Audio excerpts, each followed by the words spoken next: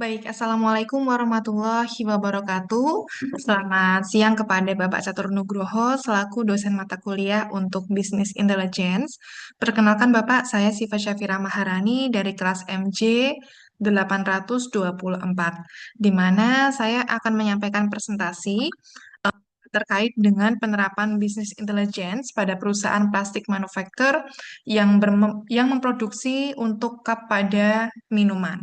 Di mana untuk presentasi kali ini saya akan membahas mengenai data perusahaan di mana diolah untuk menjadi informasi melalui bisnis intelligence, khususnya melalui beberapa laporan di antaranya laporan kinerja produk, laporan pendapatan dan juga penjualan tahunan, laporan segmen pelanggan, laporan efektivitas layanan moda pengiriman, dan juga laporan keuangan.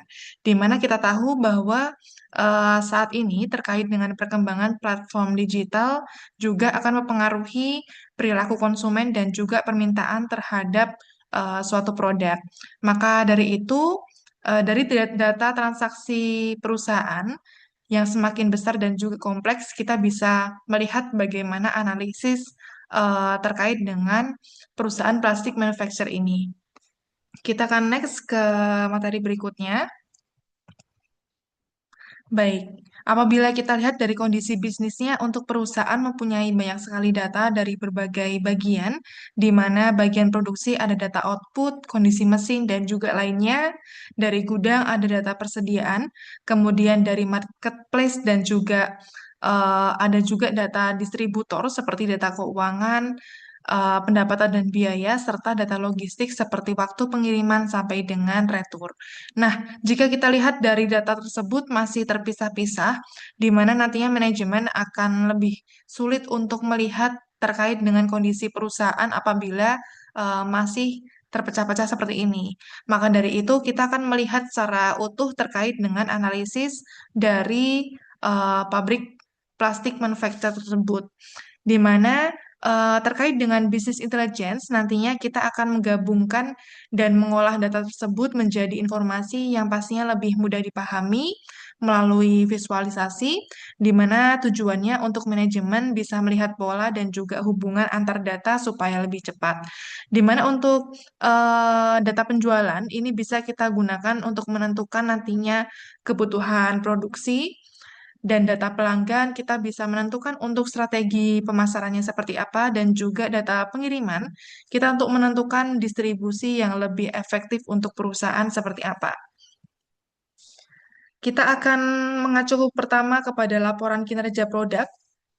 Baik, kepada laporan kinerja produk, di sini kita akan melihat total produksi perusahaan sekitar 1,38 juta pieces, sedangkan total penjualannya sekitar 1,25 juta pieces.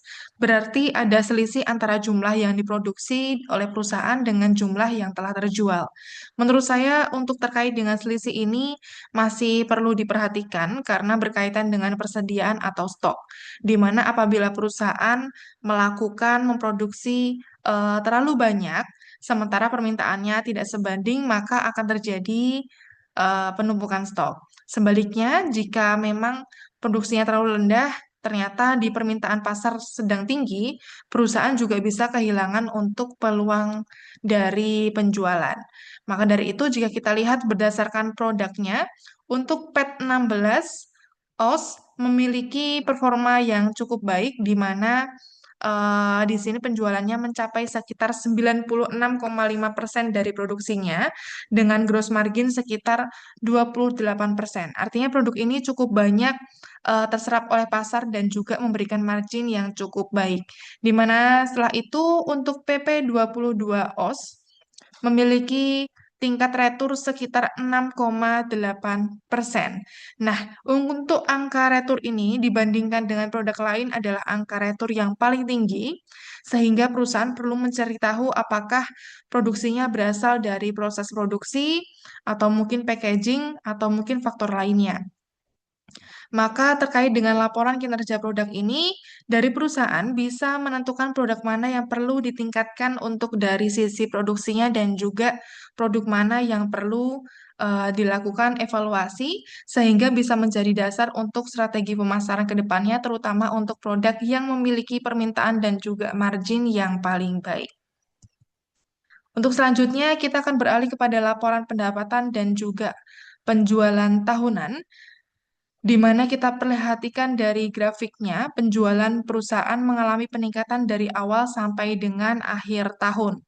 Pada Januari, penjualan sekitar 72.000 pieces, kemudian meningkat hingga pada Desember mencapai 170,5 ribu pieces. Di mana ini dari sisi pendapatan ternyata juga mengalami peningkatan dari yang awalnya 2,5 miliar pada bulan Januari menjadi sekitar 5 miliar pada bulan Desember. Jika kita lihat secara keseluruhan, total penjualan untuk perusahaan mencapai sekitar 1,25 juta pieces dengan pendapatan sebesar 44 miliar. Menurut saya ini penting Bapak, di mana laporan ini bukan hanya melihat terkait dengan total penjualan yang telah perusahaan berhasil atau lakukan, namun kita juga bisa melihat pola penjualan selama 1 tahun. Ketika terjadi peningkatan penjualan di bulan tertentu, perusahaan juga dapat melihat faktor apa saja yang dapat mempengaruhi terkait dengan penjualan tersebut. Apakah adanya peningkatan permintaan atau mungkin adanya promosi atau bertambahnya dari pelanggan seperti itu.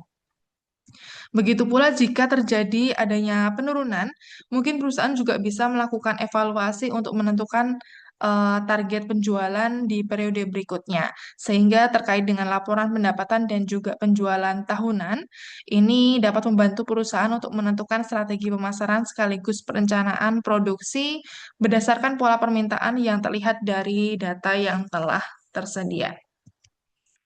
Untuk selanjutnya kita masuk pada laporan segmen pelanggan, Bapak.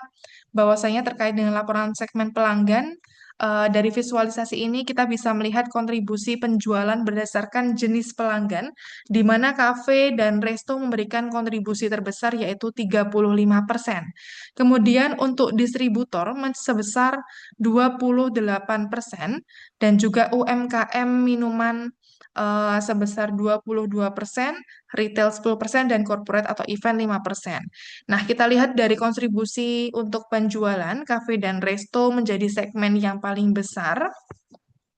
Namun jika kita bandingkan dengan jumlah pelanggan, ternyata ada yang menarik Bapak, di mana UMKM minuman memiliki sekitar 420 pelanggan aktif, sedangkan kafe dan juga resto hanya memiliki sekitar 185 pelanggan, di mana jumlah pelanggan yang lebih banyak ternyata tidak selalu menghasilkan kontribusi penjualan yang lebih besar. Nah, dari sini perusahaan bisa melakukan strategi yang berbeda untuk masing-masing segmen tentunya, di mana kafe dan resto dapat dipertahankan karena kontribusinya paling tinggi dan UMKM memiliki peluang untuk dikembangkan karena jumlah pelanggannya lumayan banyak seperti itu. Misalnya juga perusahaan dapat meningkatkan volume atau frekuensi pembelian dari pelanggan UMKM yang tersebar. Dan mungkin melalui dari bisnis intelligence ini, perusahaan bisa mengetahui segmen mana yang akan menjadi prioritas untuk tahun-tahun ke depannya, dan segmen mana yang bisa dijadikan peluang untuk dilakukan pengembangan. Baik, untuk selanjutnya kita akan masuk kepada laporan efektivitas layanan untuk moda pengiriman, di mana pengiriman menjadi paling penting karena penjualan yang tinggi tentunya juga harus didukung dengan pola distribusi yang baik tentunya.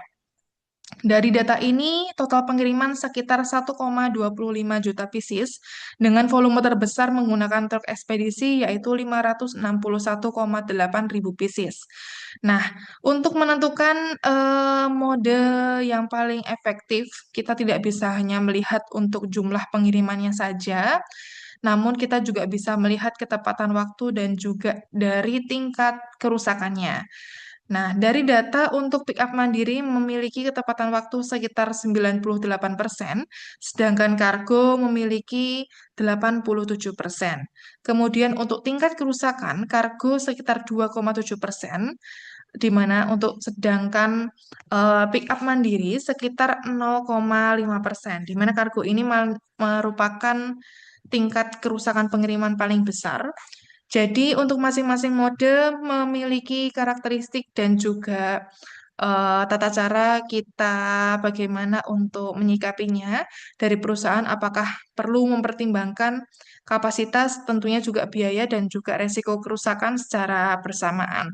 Sehingga dengan adanya data ini, perusahaan bisa menentukan mode yang paling sesuai dengan kebutuhan pengiriman, tentunya sampai dengan di tangan pelanggan dengan aman.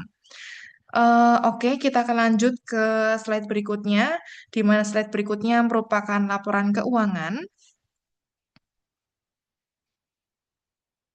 Baik, terkait dengan laporan keuangan, sebelumnya kita telah membahas terkait dengan aktivitas perusahaan dari beberapa sisi, mulai dari laporan keuangan, maksud saya mulai dari laporan untuk produksi dan juga sampai mode pengiriman.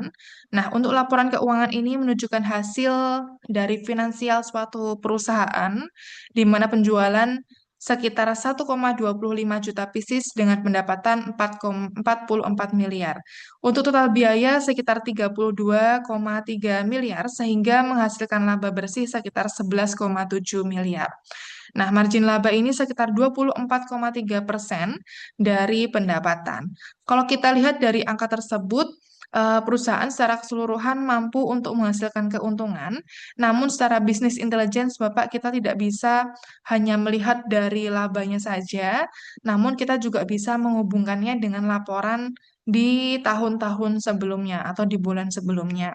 Misalnya ketika penjualan terjadi peningkatan, kita bisa melihat apakah peningkatan tersebut juga memberikan peningkatan laba atau justru diikuti oleh biaya pengeluaran yang semakin besar.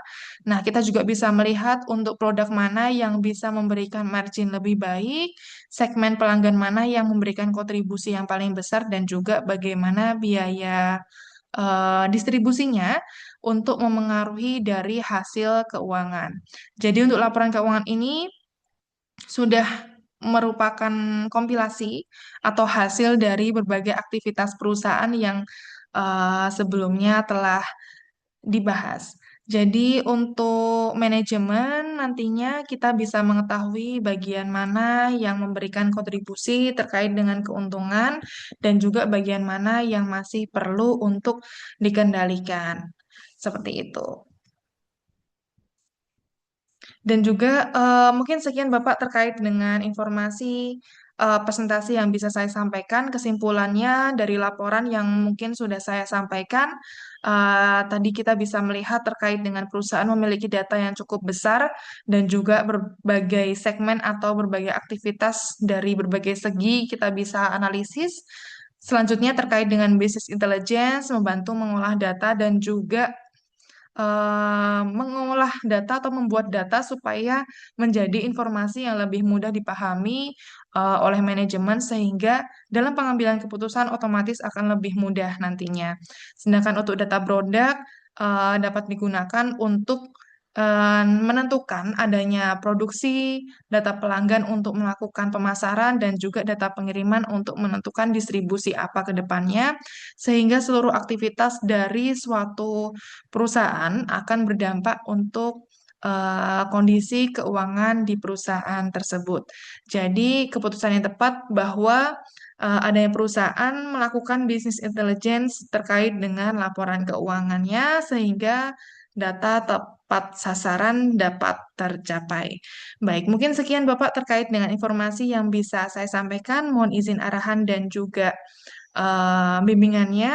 Sekian, wassalamualaikum warahmatullahi wabarakatuh.